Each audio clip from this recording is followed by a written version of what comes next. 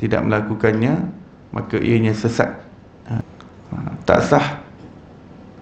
Itu berkaitan dengan ibadah, sesuatu yang menyalahi Rasulullah, itu adalah sesat. Ya.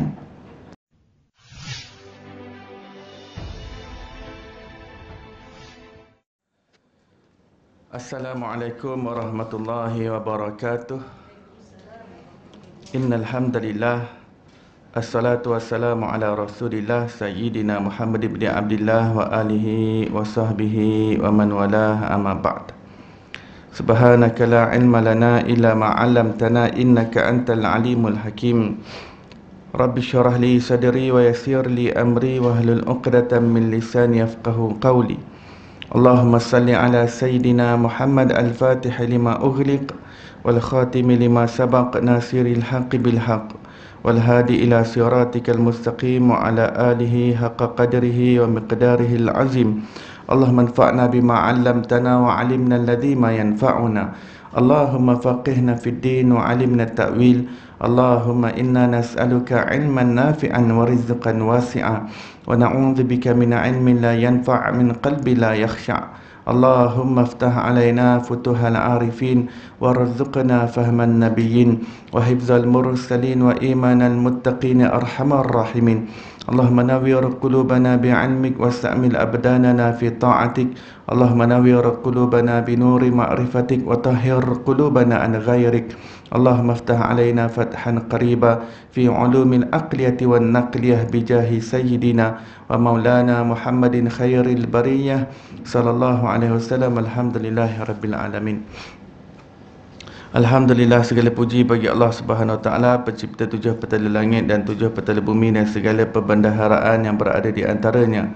Selawat dan salam ke atas Nabi junjungan besar kita, kekasih kita Nabi Muhammad sallallahu alaihi wasallam, dan ke atas ahli keluarga baginda, dan ke atas para sahabatnya, dan ke atas mereka yang mengikuti jalan mereka yang terdahulu dengan cara yang terbaik sehingga hari kiamat. Alhamdulillah, muslimin musliman yang dirahmati, yang diberkati dan dilindungi oleh Allah Subhanahu Wa Taala sekalian. Syukur kita pada pagi duha yang berbahagia ini dihimpunkan dalam bulan yang penuh kemuliaan dan keagungan dan keberkatan daripada Allah Subhanahu Wa Taala, untuk kita sama-sama menyambung pengajian hadis kitab Syama'il Al-Muhammadiyah yang dikarang oleh Al-Imam Abu Isa At-Tirmizi rahimahullah. Mari kita bacakan ummul kitab dan hadiahkan kepada beliau dengan niat mudah-mudahan Allah kurniakan kita keberkatan ilmu, dibukakan kefahaman zahir dan batin, dan dicurahkan ke dalam dada kita seperti mana yang telah dilimpahkan ke dalam dada beliau. Wa ila hadratin nabiyil mustafa sallallahu alaihi wasallam. Al-Fatihah. A'udzubillahi minasyaitonirrajim. Bismillahirrahmanirrahim. Alhamdulillahi rabbil alamin, arrahmanirrahim, maliki yaumiddin, iyyaka na'budu wa iyyaka nasta'in, ihdinas siratal mustaqim, siratal ladzina an'amta 'alaihim, ghairil maghdubi 'alaihim waladdallin. Amin. Baik, kita berada pada muka surat yang ke-67, bab yang ke-12. Bab ma jaa fi dzikri khatami Rasulillah sallallahu alaihi wasallam. Bab ini menceritakan tentang cincin Rasulullah sallallahu alaihi wasallam. Cincin adalah salah satu pakaian Rasulullah sallallahu alaihi wasallam, sesuatu yang dipakai oleh Rasulullah sallallahu alaihi wasallam. Ya. Pada asalnya Rasulullah SAW tidak memakai cincin, tapi disebabkan beberapa perkara Nabi SAW memakai cincin. Cincin adalah termasuk sunnah, tapi sunnah itu sunnah yang berkaitan dengan aksesori. Sunnah ni dia ada banyak level. Ada sunnah berkaitan dengan ibadah, sunnah berkaitan dengan ibadah. Sunnah ibadah ini tidak boleh tidak boleh meninggalkannya. Seseorang yang meninggalkan sunnah ibadah, tidak melakukannya, maka ianya sesat. Dipanggil orang yang sesat. Contohnya apa? Contohnya ketika tawaf, Quran hanya sebut wal yatawafu bil baitil atiq, hendaklah kamu tawaf Kaabah itu. Tapi Quran tidak bagi tahu berapa kali pusing. Berapa kali pusing. 5 kali ke, 7 kali ke, 9 kali ke, Quran tak bagi tahu. Yang tu kita tahu daripada sunnah yang dilakukan oleh Rasulullah sallallahu alaihi wasallam. Perbuatan yang dilakukan oleh Rasulullah. Rasulullah buat 7 kali pusing. Jadi kita buat 7 kali. Kita rasa hari ni rasa semangat sikit lah, aktif sikit hari ni, nak dapat pahala lebih, saya nak buat 9 kali pusing. Tak sah. Saya nak buat 11 kali lah. Maka itu bukan sunnah, itu menyalahi sunnah. Itu berkaitan dengan ibadah, sesuatu yang menyalahi Rasulullah, itu adalah sesat. Itu sunnah berkaitan dengan ibadah. Ada berkaitan sunnah yang berkaitan dengan akhlak pribadi. Sesuatu yang Rasulullah tunjukkan kepada kita untuk kita lakukan daripada segi akhlak. Yang ni kalau kita tak buat, kita bukan sesat, tapi maruah kita jatuh. Maruah kita jatuh dan akhlak kita buruk. Jika kita tak melakukannya, kita tidak mencontohi contoh yang terbaik. Dia tak menjatuhkan seseorang kepada sesat seperti sunnah ibadah. Sunnah akhlak, bila kita tak lakukan, kita mendapat kerendahan. Mendapat kerendahan, boleh sampai kepada kehinaan kalau tak ikut akhlak Rasulullah SAW. Contoh akhlak Rasulullah SAW adalah baginda tidak memaki hamun manusia, tidak sumpah seranah manusia, tidak mencarut kepada manusia. Jadi seseorang yang tidak ingin mengikut sunnah itu dan dia nak mencarut orang lain juga, dia nak maki hamun orang lain juga, nak sumpah seranah orang lain juga, maka maruahnya jatuh, kewibawaannya jatuh, dia menjadi rendah, kedudukannya menjadi rendah. Di sisi masyarakat dia rendah, di sisi Allah dia rendah. Sebab apa? Mulutnya keluar perkataan-perkataan yang kotor, yang kotok macam ayam acak. Ayam acak ni apa? Orang Penang tahu ayam acak, ayam longkang. Mulut dia kotor, busuk, keluar perkataan-perkataan yang busuk, yang kotor, yang cemar, perkataan-perkataan yang pedas, yang laser, yang nasty, yang sarkastik, yang menyakitkan hati orang, yang menyakitkan perli-perli, sindir-sindir orang. Ini dia merendahkan maruah dirinya. Banyak sindir orang, banyak perli-perli orang. Dia menjatuhkan kewibawaan dia. Rasulullah SAW tak suka sindir-sindir, peli-peli. Rasulullah tak maki hamun, tak sumpah seranah orang. Itu akhlak Rasulullah. Rasulullah antara akhlaknya memaafkan. Orang buat salah pada kita, kita maafkan.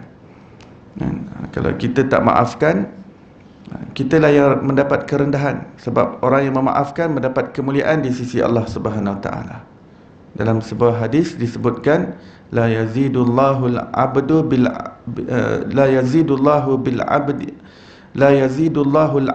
bi'afwin illa 'izza. Allah Ta'ala menambah kemuliaan kepada hambanya dengan kemaafan yang dilakukan oleh hamba itu. Semakin kita memberi kemaafan atau meminta maaf, semakin dia mulia di sisi Allah Subhanahu Wa Taala. Itu akhlak Rasulullah sallallahu alaihi wasallam. Kalau ada orang yang meminta maaf kepada kita, kita maafkan dia. Kalau dia tak datang minta maaf pun, kita tetap maafkan dia, sebagai nak ikut dan mencontohi akhlak Rasulullah sallallahu alaihi wasallam. Kita tak maafkan orang lain, kita melakukan sesuatu yang bertentangan dengan apa yang lebih utama di sisi Rasulullah, apa yang patut menjadi prioriti dalam agama kita. Jadi mudah maafkan orang, lepas pandang kesalahan dan kesilapan orang, dan doakan kebaikan untuk orang lain. Ya. Kemaafan adalah akhlak Rasulullah sallallahu alaihi wasallam. Tidak cepat melenting, tidak cepat naik angin, tak cepat panas baran. Ini semua akhlak Rasulullah sallallahu alaihi wasallam yang kita kena contohi. Jangan hanya kerana kita dihina oleh orang lain, kita terus hina dia balik. Dia mencarut kat kita, kita mencarut kat dia balik. Dia perli kita, kita perli dia balik. Ini adalah aksi yang tidak baik, bukan contoh akhlak yang terbaik. Contoh yang terbaik, orang biadab dengan kita pun kita tetap beradab dengan dia. Semakin orang menunjukkan kebiadaban kepada kita, kita semakin menunjukkan ketinggian akhlak dan adab kita kepadanya. Ini akhlak Rasulullah sallallahu alaihi wasallam yang kita ingin contohi. Biar orang buat kita, tapi kita jangan buat orang lain. Jangan hanya kerana orang maki hamun kita, kita maki hamun dia balik. Rasulullah tidak membalas kejahatan dengan kejahatan. Rasulullah membalas kejahatan dengan kebaikan yang terlebih baik. Ya. Dan ada pula sunnah yang dipanggil sunnah aksesori, ya. Sunnah aksesori, sunnah tambahan dalam dipanggil, berkaitan dengan jibillah ataupun jibilliyah, yang berkaitan dengan tabiat kemanusiaan.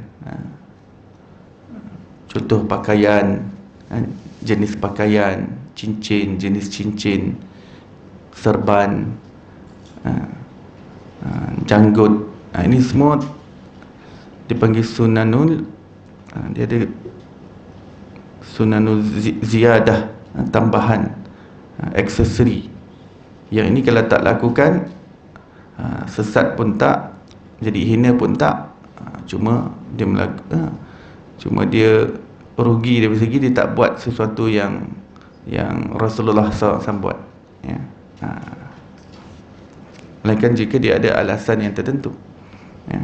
Cuma dalam bidang ini dia luas, dia punya skopnya luas. Contohnya Rasulullah sunnah pakaian adalah sebenarnya menutup aurat. Itu sunnah yang terbesar, ya. Sebab tu luas skop sunnah tambahan ni, dia luas. Jadi passion tu ikutlah passion yang macam mana, fashion yang macam mana, tapi menutup aurat, itu pakaian. Baik, cincin, ya. Haddatsana Qutaibah Ibnu Sa'id wa ghairu wahidin an Abdullah ibni Wahbin an Yunus an ibni Shihabin an Anas ibni Malik radhiyallahu anhu qala kana khatamun nabiyyi sallallahu alaihi wasallam min wariqin wa kana fassuhu habasyian. Haddatsana Qutaibah bin Sa'id, bahkan ramai perawi yang lain daripada Abdullah bin Wahbin, daripada Yunus, daripada Ibn Shihab, daripada Sayyidina Anas bin Malik berkata, cincin baginda Rasulullah SAW dibuat daripada perak, dan batu cincinnya adalah daripada Habasyi, daripada Ethiopia. Yang dimaksudkan adalah batu akik berwarna hitam, batu akik, ya. Batu Habasyi ni maksudnya batu akik. Dan cincin tu sendiri daripada perak, ya. Maksudnya cincin perak bertatahkan batu akik daripada Habasyah, daripada Habasyah. Jadi lelaki boleh pakai cincin daripada perak yang solid, ya. Perak solid dibenarkan. Yang tak boleh dipakai oleh lelaki adalah emas, ya. Kalau dia allergic pakai yang perak, dia tak perlu pakai yang emas, ya. Kalau lelaki tu dia pakai cincin emas, kata kenapa ni, kenapa tak pakai perak? Allergic, kulit saya allergic dengan, maka jangan pakai langsung, tak perlu pakai, ya. Dan untuk perempuan boleh pakai cincin emas dan cincin perak, dibenarkan. Untuk lelaki, jika cincinnya itu daripada tembaga lain, perak dan yang lain-lain, logam yang lain, ada campuran emas sedikit, tak menjadi masalah. Untuk dia nak kuatkan struktur pembinaan pembentukan cincin tersebut, dicampurkan sikit emas, tak ada masalah. Campuran sedikit emas tu dipanggil suasa. Suasa, ya. Jadi solid emas tak boleh dipakai oleh lelaki. Solid emas tak boleh dipakai oleh lelaki. Baik emas merah atau emas putih, lelaki haram memakainya. Emas putih dengan emas apa dipanggil? Satu emas putih, emas putih itu platinum ke titanium? Platinum. Emas putih platinum. Platinum, ya. Saya tak silap saya, emas putih adalah titanium. Titanium. Platinum tu orang buat trofi, mahal ke gitu. Itu emas mahal. Trofi platinum. Titanium tak silap saya nama emas putih. Kemudian emas, satu lagi emas dia panggil apa? Yang biasa kita panggil emas kuning, ya.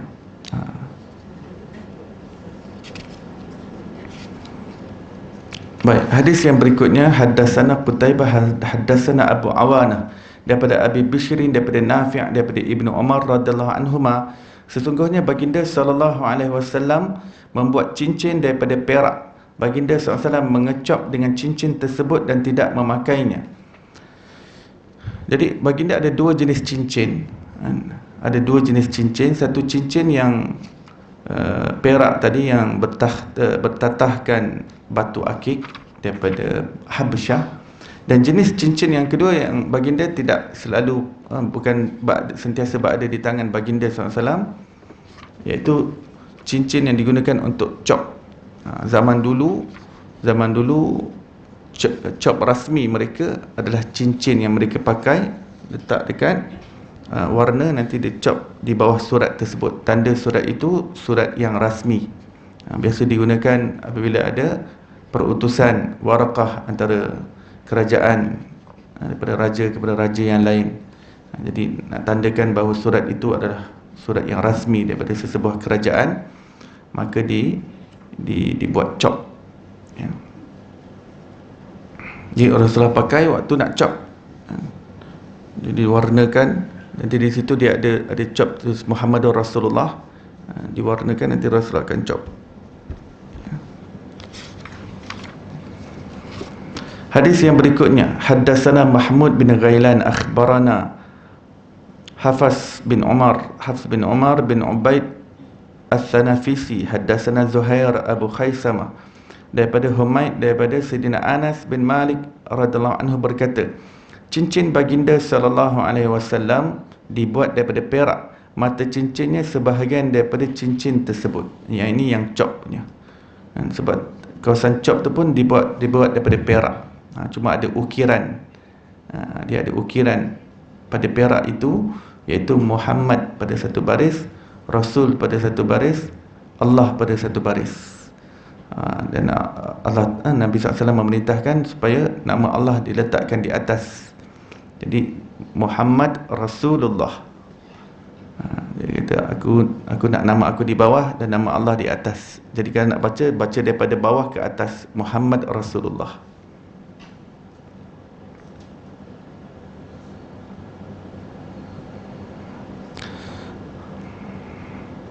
Haddatsana Ishaq bin Mansur, haddatsana Muaz bin Hisham berkata, akhbarani ayahku, daripada Qatadah, daripada Sayyidina Anas bin Malik radhiyallahu anhu berkata, ketika Rasulullah SAW hendak menulis surat kepada orang Ajam. Orang Ajam ni orang luar Arab, hantar pada Raja Rom, hantar pada Raja Parsi. Ini semua orang Ajam, ini orang asing. Seseorang memberitahu baginda SAW, orang Ajam tidak mahu menerima surat, melainkan surat yang mempunyai ukiran cincin, yakni surat bercop. Maksudnya mereka tak terima surat yang tidak bercop maksudnya. Maka baginda SAW membuat cincin, seolah-olah aku melihat kilauan di tapak tangan baginda SAW. Maksudnya ketika sahabat ni diceritakan pada anak muridnya daripada tabi'in, dia kata aku masih dapat terbayang-bayang lagi tatkala Rasulullah pakai cincin tersebut berkilau di tangan baginda SAW. Maksudnya perak kan dia ada kilauannya. Sudah tentu ianya sangat cantik dan indah berada di tangan mubarak Nabi Muhammad sallallahu alaihi wasallam. Jadi sejarah Rasulullah buat cop tu. Sebab para sahabat yang sentiasa menyertai delegasi yang diutus untuk berjumpa dengan raja-raja di luar, sebab Rasulullah berdakwah. Rasulullah utus surat untuk berdakwah kepada raja-raja ini untuk mereka masuk agama Islam. Jadi para sahabat mengatakan mereka hanya terima surat yang ada cop. Jadi Rasul kata, okey, kalau begitu kita ikut rentak mereka. Mereka nak yang cop, kita buat cop. Tak ada masalah. Rasulullah pun suruh buat. Tapi kalau kita nak pakai cincin yang jenis yang cop macam tu, sekarang kita pakai bukan untuk nak cop kan, tapi kita nak pakai yang macam tu, Muhammadur Rasulullah, boleh tak? Diperbolehkan. Tapi dia kena masuk tandas, kena cabut, masuk dalam kocek ke, masuk dalam mulut ke.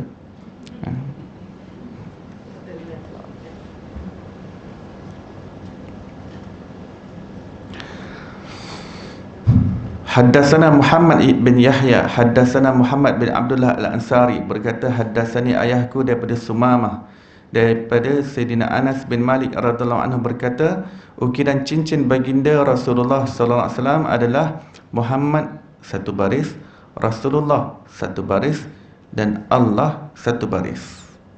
Pernah nampak tak? Selalu orang buat poster, ya.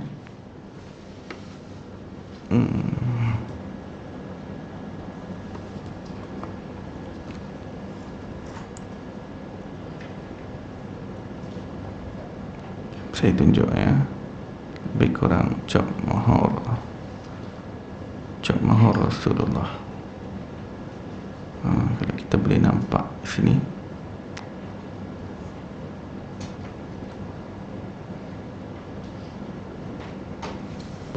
boleh nampak tak?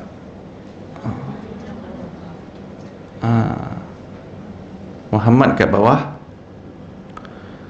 Rasul di tengah, Allah di atas. Ini kerana Rasulullah nak beradab dengan nama Allah Subhanahu wa ta'ala.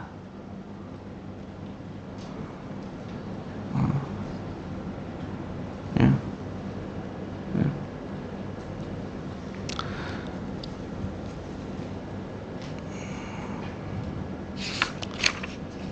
Hadis yang berikutnya, haddatsana Nasr bin Ali Al-Jazami Abu Amr, haddatsana Nuh bin Qais daripada Khalid bin Qais daripada Qatadah daripada Sayyidina Anas bin Malik radhiyallahu anhu, baginda Nabi sallallahu alaihi wasallam menulis surat kepada Kisra raja Parsi, kepada Kaisar dan kepada raja Najasyi, yakni raja Habsyah. Seseorang memberitahu baginda sallallahu alaihi wasallam mereka tidak akan menerima surat melainkan mempunyai cop, cincin. Cincin dulu, cincin ni memang sangat sinonim dengan cop. Sebab tu dalam bahasa Arab, cop mohor dipanggil khatam. Cincin dalam bahasa Arab pun khatam. Sama, perkataan yang sama untuk cincin, dan perkataan yang sama juga untuk cop mohor. Kerana orang zaman dulu cincin ni sangat sinonim untuk urusan rasmi diraja, ya.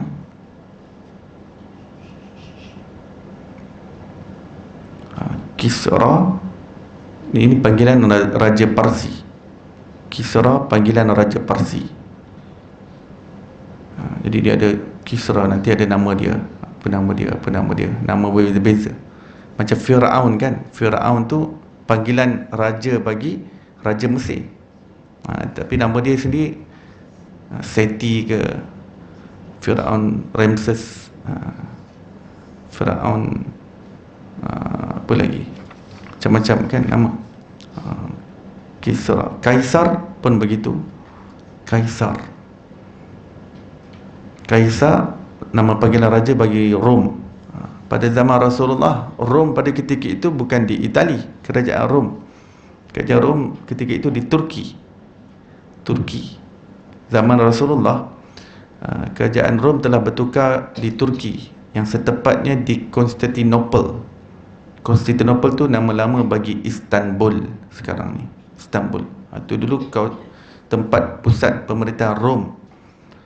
Di kisahnya sebelum Rasulullah lahir, Rom telah dikalahkan oleh tentera Yunani tak silap. Jadi kerajaan Rom mati. Tapi dia punya keluarga dia lari sampai ke Turki, dan mereka membina kerajaan di sana. Dan mereka beranak pinak. Selepas 300 tahun, jadi ada seorang keturunan daripada keturunan lepas 300 tahun dia muncul balik di Turki. Sebab keturunan daripada Raja Rom tu, mereka lari ke Turki. Lepas 300 tahun mereka berjaya mengambil Konstantinopel dan membina empire mereka di sana. Kemudian semakin luas. Dan itu pun berlaku sebelum Rasulullah lahir. Mereka berpindah. Asal mereka adalah di Itali, asal kerajaan Rom di Itali, tapi mereka telah ditumpaskan. Jadi orang Yunani ambil kerajaan Yunani.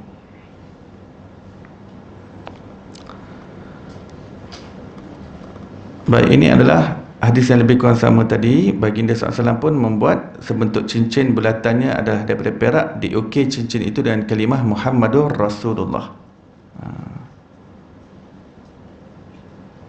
Haddatsana Ishaq bin Mansur, haddatsana Sa'id bin Amir dan Al-Hajjaj bin Minhal, daripada Hammam, daripada Ibnu Jurayj, daripada Az-Zuhri, daripada Sayyidina Anas bin Malik radhiyallahu anhu, baginda Nabi SAW apabila memasuki tandas, baginda SAW mencabut cincinnya. Kerana apa? Kerana ada nama mulia di situ, nama Allah dan nama Muhammad. Kedua itu nama yang mulia. Kedua nama itu berada di atas arasy Allah Subhanahu Wa Taala.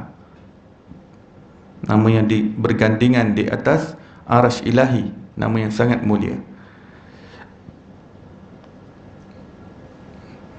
Hadis yang terakhir dalam bab ini, haddatsana Ishaq bin Mansur, haddatsana Abdullah bin Numair, haddatsana Ubaidullah bin Umar, daripada Nafi', daripada Sayyidina Ibnu Umar radhiyallahu anhuma berkata, baginda Rasulullah sallallahu alaihi wasallam membuat cincin daripada perak. Cincin itu berada di tangan baginda sallallahu alaihi wasallam, kemudian di tangan Sayyidina Abu Bakar radhiyallahu anhu, kemudian di tangan Sayyidina Umar radhiyallahu anhu, kemudian di tangan Sayyidina Utsman radhiyallahu anhu, hinggalah cincin tersebut jatuh di telaga Aris. Cincin itu berukir kalimah Muhammadur Rasulullah. Sekarang Lord of the Ring bertukar, bergilir, berpindah-pindah. Setelah wafatnya Rasulullah sallallahu alaihi wasallam, Lord of the Ring adalah Sayyidina Abu Bakar As-Siddiq radhiyallahu anhu. Setelah Sayyidina Abu Bakar meninggal, Lord of the Ring adalah Sayyidina Umar Al-Khattab radhiyallahu anhu. Setelah Sayyidina Umar Al-Khattab meninggal dunia, Lord of the Ring yang berikutnya adalah Sayyidina Utsman radhiyallahu anhu. Hadisnya dalam riwayat yang lain cerita lebih panjang. Pada suatu ketika Sayyidina Utsman pada tahun ke-6 pemerintahannya. Sayyidina Utsman adalah yang paling lama sekali memerintah, iaitu 12 tahun. 12 tahun pemerintahan Sayyidina Utsman. Jadi pada pertengahan pemerintahannya, tahun yang ke-6, beliau pergi di suatu tempat nak ambil air sembahyang. Jadi beliau pun cabut cincin beliau tu, beliau bagi kepada salah seorang daripada pembantunya. Yang cincin tu yang berukir Muhammadur Rasulullah itu. Dan Sayyidina Utsman pun mengambil air sembahyang, tapi entah macam mana pembantu dia ni terslip daripada tangan dia. cincin tu terjatuh di dalam telaga tersebut. Telaga tu penuh dengan air di dalamnya.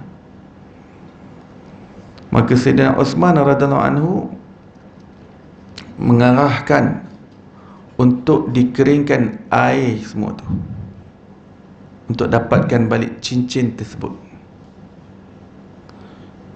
Digali air itu, tak jumpa cincin tu. Sayyidina Osman kata cari lagi. Maka projek pencarian berlangsung selama 3 hari 3 malam. Sudahlah air dikeringkan, tanah pula dibawa keluar lagi, tanah bawa keluar lagi, bawa keluar lagi. Ini legasi Rasulullah sallallahu alaihi wasallam, cincin ni kita tak boleh hilang. Cari sampai dah 3 hari 3 malam. Sayyidina Osman radhiyallahu anhu kata, okey, that's it, dah takdir Allah Ta'ala. Kita terima takdir Allah Ta'ala, memang dia tak nak kembali kepada kita. Bayangkan dah kering dah tapi tak jumpa juga. Tanah dah telan ke macam mana. Tapi dah takdir Allah Subhanahu Ta'ala, cincin itu hilang. Sejak daripada itu bermulalah fitnah yang besar dalam pemerintahan Sayyidina Osman. Perpecahan di kalangan umat Islam yang besar berlaku di kalangan umat Islam. Fitnah-fitnah, ujian yang besar daripada segi perpecahan daripada kalangan umat Islam berlaku setelah daripada hilangnya cincin tersebut, iaitu 6 tahun terakhir pemerintahan Sayyidina Osman. Pergolakannya sangat dahsyat, yang mana 6 tahun pertama pemerintahan Sayyidina Osman semuanya berjalan dengan smooth. Pemerintahan beliau sangat baik, dan beliau banyak mengadakan perkara-perkara yang baru yang baik, ya. Kemudahan-kemudahan, beliau banyak menyumbang jasa, ya. 6 tahun yang pertama semua Masya Allah, Tabarakallah. Sejak masuk tahun 6 tahun yang berikutnya, pertengahan itu, sejak daripada hilang pergolakan sampai ianya berakhir kepada pembunuhan Sayyidina Osman itu sendiri. Pergolakan itu, dan ulama mengatakan sejak daripada hilangnya cincin itu, pergolakan yang berlaku pada zaman Sayyidina Osman tidak berakhir sampai sekarang. Sejak daripada itu umat Islam berpecah dengan bermacam-macam perpecahan. Sejak zaman Sayyidina, seorang yang memahami sejarah akan mendapati bahawa umat Islam masih bersatu zaman Rasulullah, zaman Sayyidina Abu Bakar, zaman Sayyidina Umar Al-Khattab, ya, zaman Sayyidina Umar Al-Khattab. Kita akan dapati zaman Sayyidina Osman lah bermulanya pergolakan yang besar di kalangan umat Islam. Zaman Sayyidina Osman, bahkan pembunuhan Sayyidina Osman itu sendiri membuka suatu bentuk perselisihan yang besar di kalangan umat Islam. Yang dimaksudkan adalah para sahabat, antara Sayyidina Ali dengan Sayyidina Muawiyah, antara Sayyidina Aisyah dengan Sayyidina Muawiyah. Saya tidak ingin membuka cerita tersebut, sebab masyarakat awam tak dapat nak hadam dengan baik apabila berlaku peperangan antara sahabat dengan sahabat. Ia berlaku dengan hikmah. Kalau saya buka nanti jadi lebih panjang. Cukup kita menghormati perselisihan yang berlaku tersebut. Mereka adalah orang-orang besar di sisi Allah. Mereka adalah orang-orang yang dijamin syurga di sisi Allah Subhanahu Wa Taala. Ya, tapi sejarah tetap merekodkannya. Ya. Itu semua selepas hilangnya cincin tersebut. Nak jadikan hikmah, kan? Cincin ni dia ada keberkatan daripada Rasulullah sallallahu alaihi wasallam. Dia ada keberkatan. Bukan bermakna Sayyidina Osman hilang keberkatannya, tapi Allah SWT dah nak jadikan cerita, kan? Hikmah hilangnya cincin tersebut sehingga terbukanya pintu pergolakan yang besar. Macam Nabi Adam, tok kita, kan? Allah Ta'ala susun atur, tetapkan dia terlupa dan termakan buah larangan, lalu diturunkan di planet bumi ini, dan kita semua lahir di planet ini. Asalnya alam kayangan tu tinggi tu, alam syurga nama dia. Tapi nak dijadikan cerita,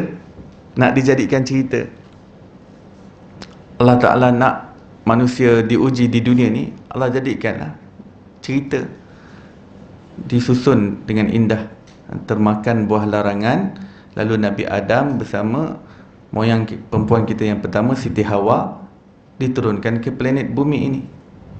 Lalu beranak pinak, berkembang. Itu yang lahir saya tuan-tuan dan puan-puan di sini. Nak cari peta balik, nak balik negeri asal tok kita, namanya syurga. Di sini kita lintas saja. Rasulullah kata kamu lintas saja ya, di dunia kamu lintas saja. Kamu sebagai pelintas, kamu sebagai stranger, kamu sebagai pendatang, sebagai foreigner, sebagai alien. Kamu alien, kata Rasulullah. Alien yakni pendatang. Kamu asing di sini. Kamu hanya, it happen that you were born here. Kalau tak, asalnya kita memang alam kayangan. We are not from this planet actually. We are looking for the GPS to go back to our origin. That is the paradise of Allah. Paradise is in fact from Arabic word. It is Firdaus. Firdaus, the plural of that is Faradis. Al-Faradis. Firdaus, singular. The plural, kata ramai, Al-Faradis. Paradise, daripada bahasa Arab tu. Sebenarnya yang daripada bahasa Arab tu pun daripada bahasa asing, bahasa Suryani lama. Quran ambil, tapi bila Quran dah ambil, dia automatik jadi bahasa Arab. Walhasil, kita di sini untuk dapatkan GPS untuk balik negeri asal, supaya kita dapat mewarisi semula peruntukan untuk setiap cucu cicit keturunan Nabi Adam AS untuk dapatkan tanah mereka di syurga. Itu aset kita yang sebenar, properti kita yang sebenar. Jadi siapa yang berjaya masuk ke dalam syurga, ulaika humul warithun alladzina yarithunal firdausa hum fiha khalidun. Mereka lah orang-orang yang mewarisi, iaitu yang mewarisi syurga Firdaus, dan mereka kekal di dalamnya selama-lamanya. Kenapa mewarisi? Sebab di dunia ni konsepnya kita tuntut balik hak kita. Sesuatu yang bukan hak kita, kita tak boleh tuntut. Kita tak boleh pergi mahkamah, kita nak tuntut hak pusaka orang lain saja-saja. Nak mewarisi, kita tak ada kena-mengena dengan dia. Mana boleh tuntut begitu saja. Ya. Jadi disebabkan setiap tanah syurga itu ada peruntukan untuk anak cucu cik Nabi Adam. You have to claim back your own property, your own asset, your own castle, your own mansion, your own sovereign. Dalam syurga itu setiap manusia di kerajaan dia sendiri. Dia bukan macam rumah teres, sebelah ni mahligai kita, sebelah ni mahligai kita. Dia macam bukan tanah lot macam tu. Setiap orang tanah jajahan, seperti dia raja. Isteri dia seperti queen dan meraja. Dia ada pembantu dia, dia ada khadam, dia ada mahligai di atas bukit, di atas puncak desir angin, di atas gunung, di atas tepi laut, dalam sungai, semua ada. Kerajaan dia sendiri. Sebab orang yang paling akhir keluar daripada api neraka dan terakhir masuk dalam syurga, dia mendapat saiz syurga yang paling kecil sekali. Sebab dia berada di tingkat yang paling bawah. Yang paling kecil itu pun saiz dia ada 10 kali ganda lebih besar daripada dunia ni semuanya. Itu yang paling kecil tu. Paling kecil. The smallest paradise for the last person to enter paradise. Kalau dah yang paling kecil macam tu, 10 kali ganda tu, kan? Tak ada siapa raja di dunia yang ada, yang memerintah satu dunia ni, kan? Ini 10 kali ganda dunia besar. Allah Ta'ala nak bagi, dan Allah Ta'ala akan surprisekan kita macam mana Allah bagi kelazatan, kehebatan, keseronokan di dalam syurga Allah, yang mana kemuncaknya apabila kita dapat melihat pencipta kita. Apa kita dapat bertemu dengan Allah dan dapat memandangnya. Jadi kalau kita perhatikan sejarah selepas Sayyidina Osman tu, zaman Sayyidina Ali. Zaman Sayyidina Ali perang. Itu zaman perang sana, perang. Sayyidina Ali kebanyakan masa dia perang. Zaman Sayyidina Ali. Sekejap Sayyidina Ali dengan Sayyidina Muawiyahnya dan angkatannya, Sayyidina Aisyah dengan angkatannya. Kemudian nanti puak-puak yang lain lagi yang memusuhi Khawarij, yang memusuhi Sayyidina Ali radhiyallahu anhu. Ini memang zaman perang. Lepas zaman Sayyidina Ali digantikan sekejap oleh anaknya Sayyidina Hasan, pun dahsyat pergolakan sampai Sayyidina Hasan meletakkan jawatan setelah 6 bulan memegang tampuk pemerintahan. Kemudian berpindah kepada seorang sahabat Nabi yang lain yang mulia bernama Sayyidina Muawiyah radhiyallahu anhu, bekas penulis wahyu Rasulullah sallallahu alaihi wasallam, seorang insan yang mulia di sisi Allah. Jadi kita kena hormat semua sahabat, ya. Kena hormat semua sahabat, kena respect semua sahabat, kena cinta semua sahabat Nabi Muhammad sallallahu alaihi wasallam. Zaman Sayyidina Muawiyah berkembang lagi pergolakan, perpecahan. Itu Bani Umayyah, lepas Bani Umayyah, Bani Abbasiyah dengan Mu'tazilah, dengan Qadariyah. Kemudian kita akan berapa sejarah dia berlangsung, berentetan peperangan antara orang Islam dan sebagainya, dia sentiasa berlangsung sampai sekarang ni, sampai sekarang. Sebab saya minat sejarah, saya ikuti sejarah. Sebelum kita sekarang ni Yaman, Syria masih perang tak habis lagi. Sebelum ni Iraq pun masih sipi-sipi tak habis betul lagi. Sebelum Iraq tu ada peperangan yang lain lagi. Sebelum Iraq tu kan, pada era yang sebelumnya, kurun sebelumnya, ada saja peperangan di kalangan umat Islam, perpecahan daripada umat Islam. Ya. Cincin itu Allah Ta'ala yang lesapkan dia, Allah lenyapkan dia, dan dia akan kembali. Dalam hadis yang lain menyebutkan dia akan kembali kepada Lord of the Ring di akhir zaman. Namanya seperti namaku, kata Rasulullah, dan nama ayahnya seperti nama ayahku, Muhammad bin Abdullah, dan dia adalah daripada zuriat keturunanku, dan dia digelar sebagai Al-Mahdi, dan dia akan mengisi dunia ini dengan keadilan seperti mana dunia sebelum itu dipenuhi dengan kezaliman dan kedurjanaan. Satu orang anak keturunan Rasulullah, secara miracle dia akan dapat balik, dia akan balik cincin Rasulullah, dia akan dapat balik peti tabut. Peti tabut ni peti berkat kan Bani Israel dulu yang hilang. Dalam Quran, dalam surah Baqarah cerita orang Bani Israel kalau nak pergi perang mesti bawa peti tabut, sebab dalamnya ada pakaian Nabi Ibrahim, ada tongkat Nabi Musa. Jadi mereka bawa, mereka menang perang. Tapi setelah masa berlangsung, mereka semua banyak derhaka pada Allah. Allah Ta'ala lenyapkan peti tabut tersebut, seperti mana Allah lenyapkan cincin Nabi SAW di perigi tersebut. Tapi nanti di akhir zaman, riwayat mengatakan semuanya akan dikeluarkan secara miracle dan akan dibawa, dikurniakan kepada Al-Mahdi, keturunan Rasulullah. Itu tanda apabila cincin itu telah kembali kepadanya dan peti tabut itu kembali kepadanya, itu tanda kedaulatan dirinya. Umat Islam semua secara automatik tahu yang ini Al-Mahdi yang sungguh, ini bukan fake punya Al-Mahdi. Sebab ramai orang boleh mengaku diri dia Al-Mahdi, tapi Al-Mahdi yang sebenar ada tandanya. Ulama mengetahui sebab dalam hadis ada bagi tahu. Tandanya adalah mendapat perkara-perkara keberkatan itu, warisan daripada nabi-nabi yang terdahulu. Itu tanda kedaulatannya. Raja-raja kan dia mesti ada tanda kedaulatan dia. Apa yang menyebabkan dia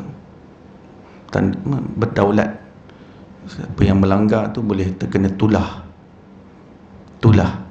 Israel, ya. Dia bukan main-main. Tulah bukan sesuatu yang dongeng. Tulah sesuatu yang real berlaku dengan izin Allah Subhanahu wa Ta'ala. Baik,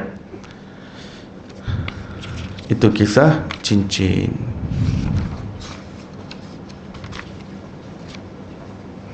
Cincin Nabi Sulaiman juga akan dikembalikan, ya, akan dikembalikan cincin Nabi Sulaiman di akhir zaman. Cincin Nabi Sulaiman akan naik, cincin Nabi SAW juga akan naik.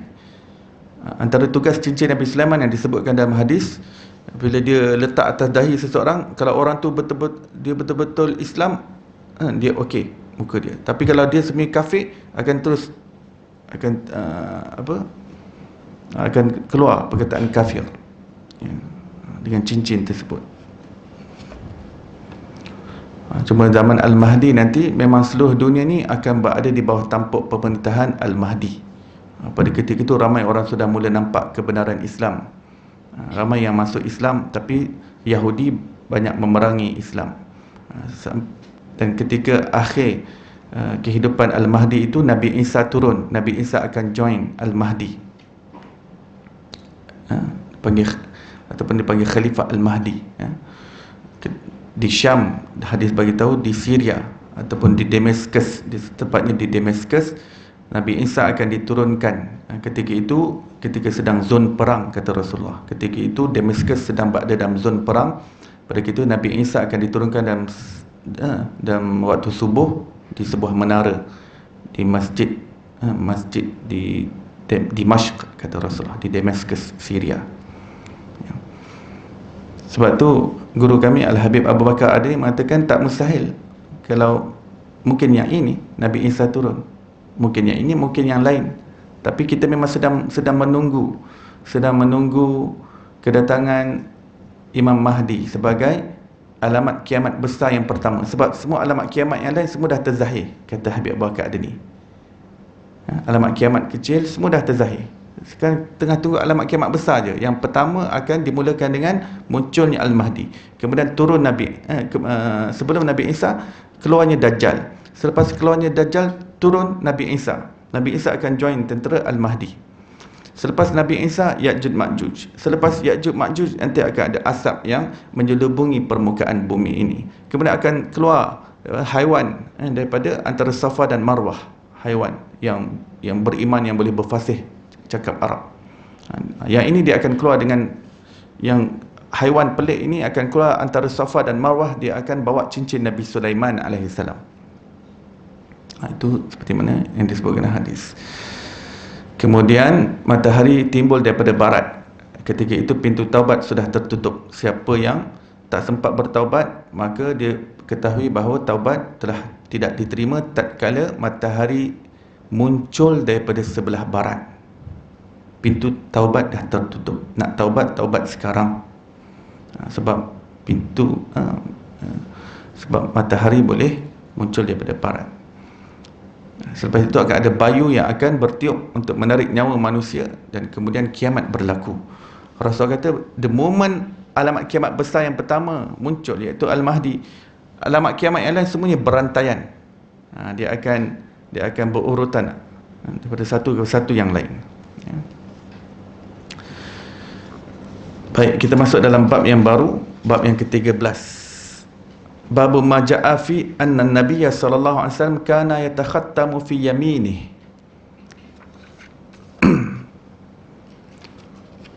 Dan saya jenis tak terbiasa pakai cincin. Dulu macam-macam cincin ada.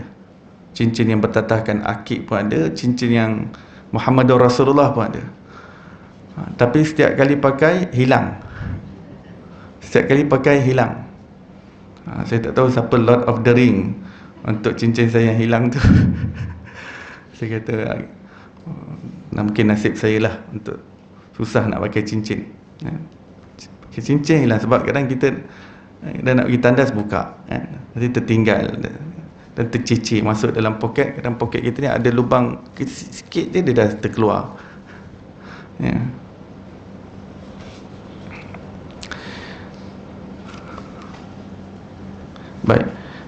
Baik, ini menceritakan tentang baginda Nabi SAW memakai cincin di tangan kanannya. Haddatsana Muhammad bin Sahal bin Asakarin al-Baghdadi dan Abdullah bin Abdul Rahman, kedua-duanya berkata haddatsana Yahya bin Hasan, berkata haddatsana Sulaiman bin Bilal, daripada Syarik bin Abdullah bin Abi Namir, daripada Ibrahim bin Abdullah bin Hunain, daripada ayahnya, daripada Sayyidina Ali bin Abi Talib radhiyallahu anhu, baginda Nabi SAW memakai cincin di jari tangan kanannya. Jadi yang terbaik dengan tangan kanan. Tapi seperti mana saya sebut, sebab ini adalah sunnah yang tambahan kan, berkaitan dengan pemakaian dan tabiat kemanusiaan. Jadi terpulang kepada manusia sebenarnya akhirnya. Kalau dia nak pakai tangan kanan pun boleh, itu yang terbaik. Siapa yang nak pakai tangan kiri pun tak ada masalah. Kalau perempuan pakai cincin niat sunnah boleh tak? Boleh lah, niat sunnah. Saya dengar Rasulullah pakai cincin, saya pakai cincin ini nak ikut sunnah Rasulullah SAW. Tak ada masalah berniat. Allah itu melayani hambanya sebagaimana hamba itu bersangka baik kepadanya. Kalau kita bersangka baik pada Allah, Allah bagi kita pahala dengan kita pakai cincin dengan niat sunnah. Allah mengganjari kita atas niat tersebut, Allah Ta'ala melakukannya. Ana inda zanni abdi bi. Dalam hadis Qudsi, Allah mengatakan, aku ada di atas persangkaan hamba-Ku terhadapku. Maka kita bersangka baik yang baik pada Allah. Kita lakukan ini, Allah bagi kita ganjaran pahala. Kita mendapat kebaikan daripada Allah. Ya. Sebelum makan, kita baca bismillah. Kemudian kita baca doa makan. Allahumma barik lana fima razaqtana wa qina azaban nar. Kita berharap dengan baca doa makan itu Allah Ta'ala bagi keberkatan kepada kita. Allah bagi keberkatan pada makanan kita. Maka manusia itu diberikan oleh Allah berdasarkan persangkaan baik hamba itu kepada Allah Subhanahu Wa Ta'ala. Jika hamba itu berbaik sangka, Allah Ta'ala bagi dia keberkatan melalui dia baca doa tersebut, kan? Pengharapan dia pada Allah dengan sangka baiknya pada Allah, Allah Ta'ala bagi pada dia, Allah anugerahkan pada dia, Allah kurniakan pada dia. Jadi kita banyak sangka baik pada Allah, terus beramal dengan bersangka baik pada Allah Subhanahu Wa Ta'ala. Terus beramal, sebab Allah dah kata, aku di atas persangkaan hamba-Ku terhadapku. Ya.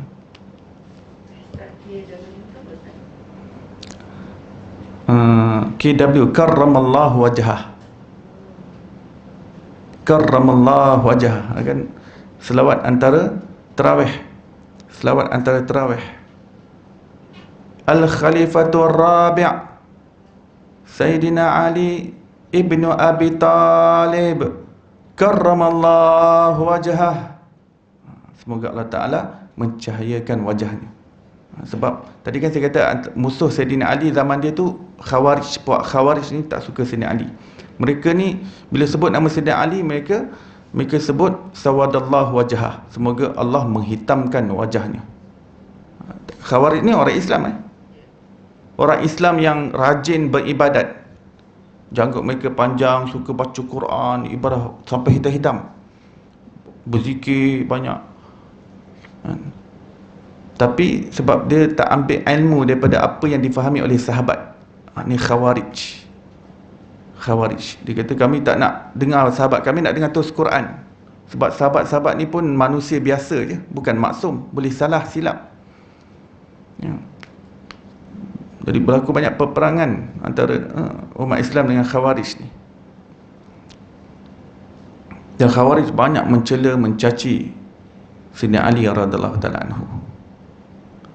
Dan Sayyidina Ali, dan sebelum peperangan nak diadakan, Sayyidina Ali hantar dulu beberapa orang sahabat yang ada kedudukan di sisi mereka untuk terangkan pada mereka bahawa agama kita ni dia bukan simplistik ambil Quran terus. Pemahamannya dan Nabi SAW yang diberikan kepada sahabat. Daripada kalangan Khawarij tak ada sahabat, ya. Khawarij ini semua daripada kalangan tabi'in, tak ada daripada kalangan sahabat, ya. Jadi mereka ini terangkan, kami ini pewaris, mewarisi kefahaman daripada Rasulullah sallallahu alaihi wasallam. Kami ada sanad ilmu daripada Rasulullah. Kami faham Quran itu diturunkan ayat yang mana satu, ketika mana, tujuannya. Jadi Khawarij ni dia nak skip. Dia tak nak sahabat, dia nak terus Quran. Kan peristiwa tahkim dia letak tombak, letak Quran atas. Ni kami nak Quran je yang menghukumi kami. Tak nak sahabat. Jadi bila delegasi itu hantar, sebahagian daripada Khawarij ada yang faham, oh ya tak ya juga, kita dapat faham agama ni kena melalui sahabat, mana boleh terus lompat skip kita. Jadi antara mereka ada bertaubat, tapi sebahagian besar mereka masih nak bermusuh dengan Sayyidina Ali radhiyallahu anhu, ya. Sampai mereka tahap mengkufurkan Sayyidina Ali, ya. Macam-macam cercaan mereka lemparkan pada Sayyidina Ali. Pernah orang tanya pada Sayyidina Ali, Sayyidina Ali, Khawarij ni dah begini begitu buat pada engkau, apa pendapat engkau terhadap Sayyidina, terhadap puak Khawarij? Pertama yang keluar daripada mulut Sayyidina Ali, mereka adalah saudara kita dalam Islam. They are our brothers. Kita takkan, dia orang kufurkan kita macam mana pun, tak semestinya kita kufurkan mereka balik. Sebab tu saya sebutkan tadi akhlak tadi. Bila orang buat kita, kita jangan tu buat orang lain. Sayyidina Ali pertama sekali mengakui mereka adalah saudara kita. Maksudnya Sayyidina Ali mengakui mereka masih orang Islam. Hanya saja mereka memberontak ke atas kita, kata Sayyidina Ali. Ya. Demikian orang yang dapat kawal ego dia, kawal emosi dia, orang yang adil, saksama. Ya. Orang yang balance dalam hidup dia. Dia tak cepat melenting. Kan? Dia tak cepat melenting. Walaupun Khawarij dah buat macam-macam pada Sayyidina Ali, tapi bila orang tanya dia pendapat beliau tentang Khawarij, dia kata mereka adalah saudara kita. Perkataan yang mendamaikan, perkataan yang melambangkan persaudaraan. Dan ini akhlak yang diajar oleh Rasulullah sallallahu alaihi wasallam.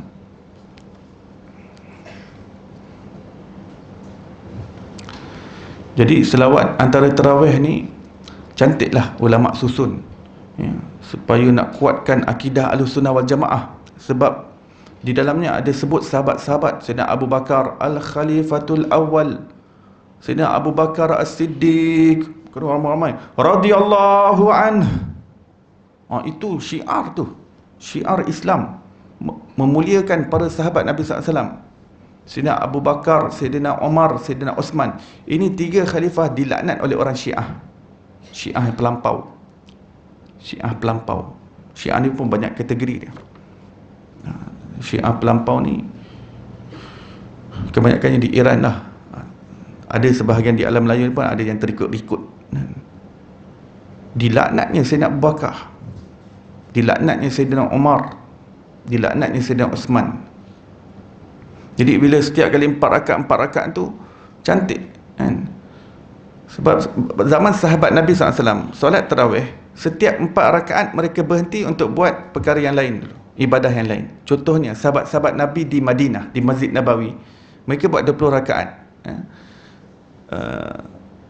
Setiap 4 rakaat mereka berhenti untuk buat 4 rakaat yang lain.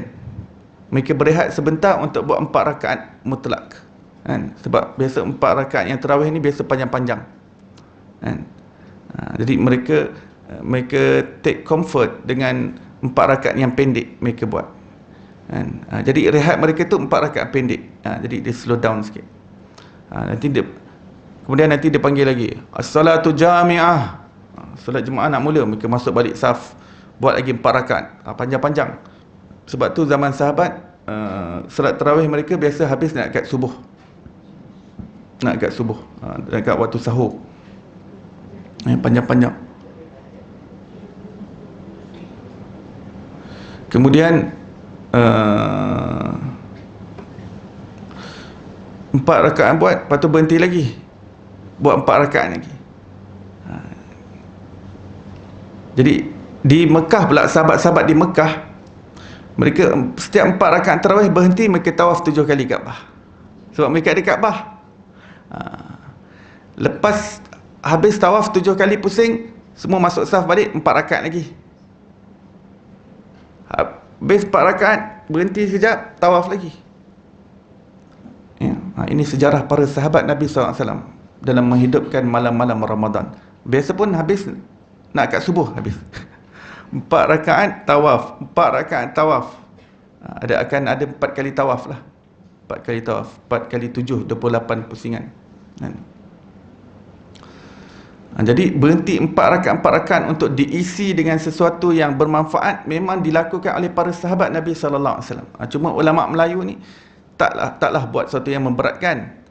Cukup untuk diadakan syiar, kita berselawat. Selawat tu jadi pengisian antara 4 rakaat. Pengisian dan sekaligus jadi penguat akidah Ahlussunnah wal Jamaah. Ya. Dengan kita memuliakan para sahabat Nabi SAW.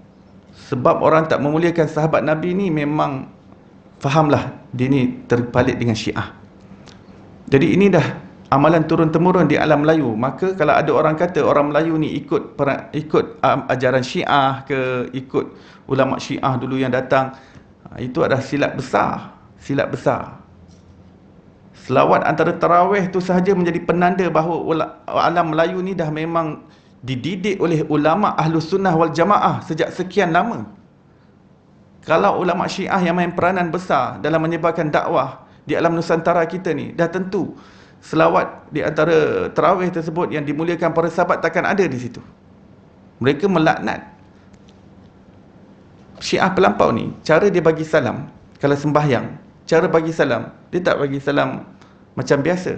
Dia tepuk,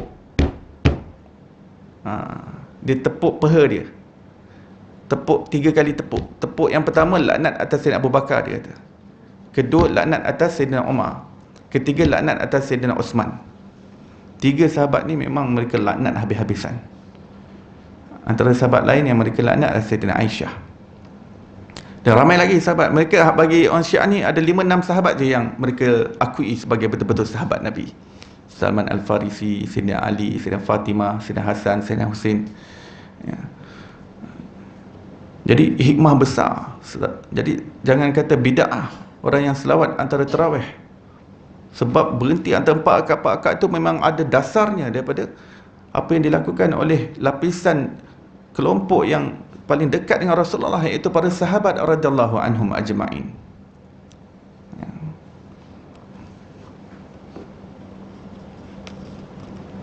Bukan bid'ah, sunnah. Ya. Hadis yang berikutnya, hadatsana Muhammad bin Yahya, hadatsana Ahmad bin Salih, hadatsana Abdullah bin Wahab daripada Sulaiman bin Bilal daripada Syarik bin Abdullah bin Namai bin Abi Namir, seumpama hadis sebelum ini. Cuma perawi ada lain, beliau bawakan. Seperti saya sebutkan sebelum ni, lain perawi, hadis dah dikira lain oleh muhaddisin. Dia dah hadis yang lain. Walaupun walaupun teks hadis sama, tapi perawi lain. Hadis yang berikutnya, saya terus kepada sahabat, perawi sahabat. Hamad bin Salamah radhiyallahu anhu berkata, aku melihat Ibnu Abi Rafi' memakai cincin pada jari tangan kanannya, lalu aku bertanya tentang hal tersebut. Beliau menjawab, aku melihat Abdullah bin Ja'far, iaitu sepupu Rasulullah. Abdullah bin Ja'far juga memakai cincin pada jari tangan kanannya. Dan Abdullah bin Ja'far berkata, baginda Rasulullah sallallahu alaihi wasallam memakai cincin pada jari tangan kanannya.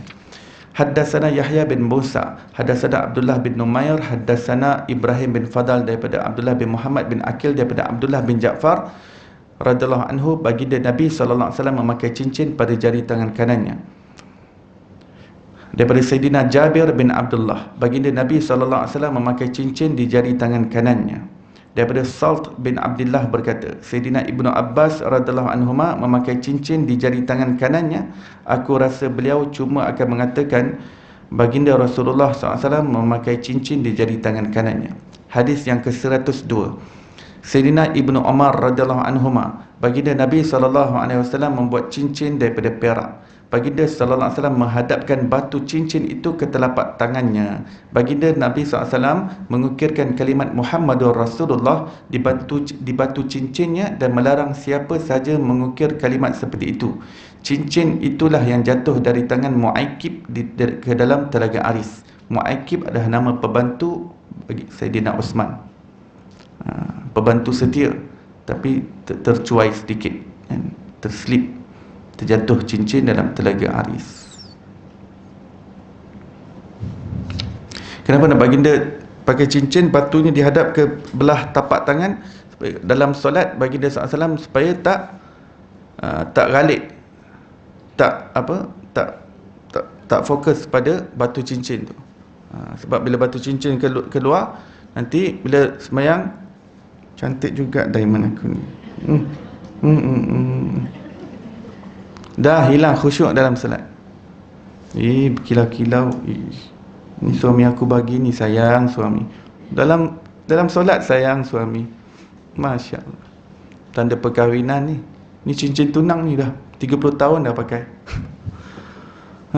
Dalam solat syok dia tengok. Manusia dia boleh tarik perhatian. Jadi Rasulullah SAW terbalikkan. Jadi Rasulullah kalau pakai cincin, pematanya kat belah dalam. Bukan saja waktu solat.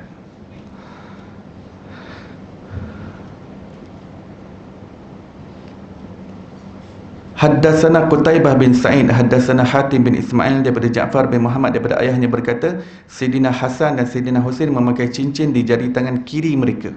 Cucu Rasulullah pakai tangan kiri sebab dia berkaitan dengan aksesori. Seorang nak pakai tangan kanan, bismillah. Siapa yang selesa nak pakai tangan kiri, bismillah. Aksesori.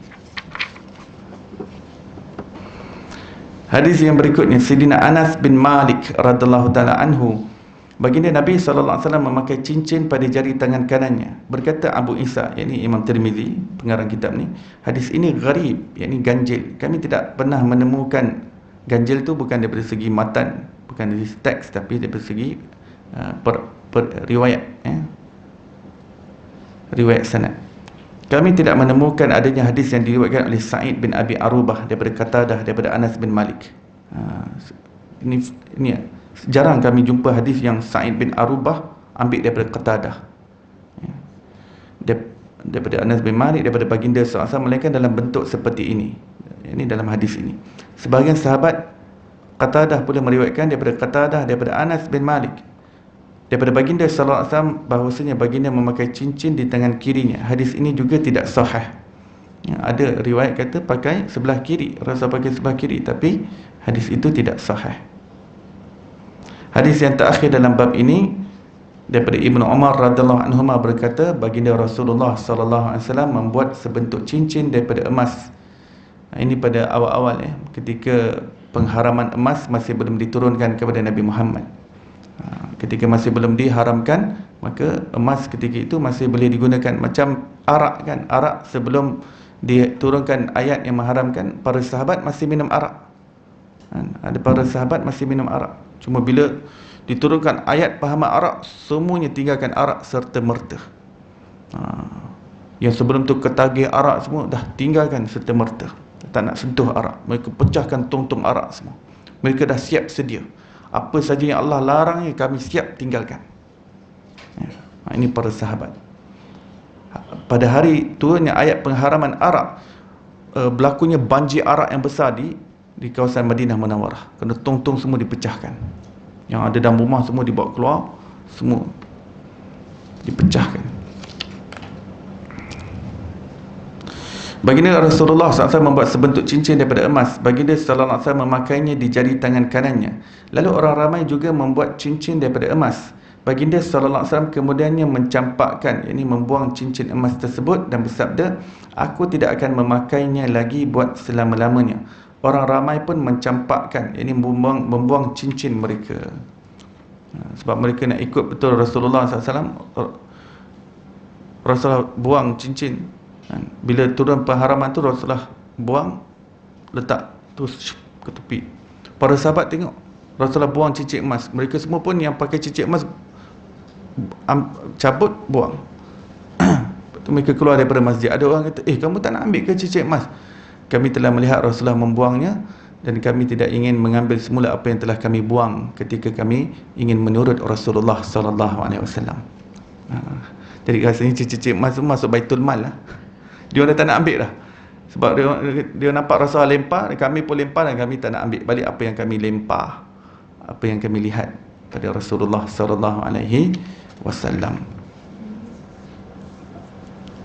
Wallahu alam. Sampai di situ.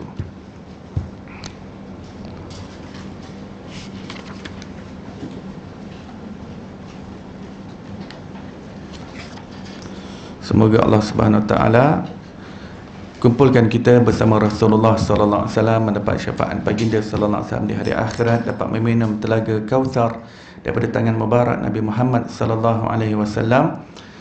Dan moga Allah Subhanahu wa taala kurniakan kita kesudahan yang baik dan jauhkan kita daripada kesudahan yang buruk. Wassallallahu ala sayidina Muhammadin wa ala alihi wasallam. Walhamdulillahirabbil alamin. Baik, kita tangguh majlis kita dengan tasbih kifarah dan surah wal asr. Subhanallah wa bihamdih, subhanakallah wa bihamdika, asyhadu an la ilaha illa anta wa astaghfiruka wa atubu ilaik. Bismillahirrahmanirrahim. Wal asr. Innal insana lafi khusr illa alladhina amanu wa amilus salihat wa tawasaw bil haqqi wa tawasaw bis sabr. Assalamualaikum warahmatullahi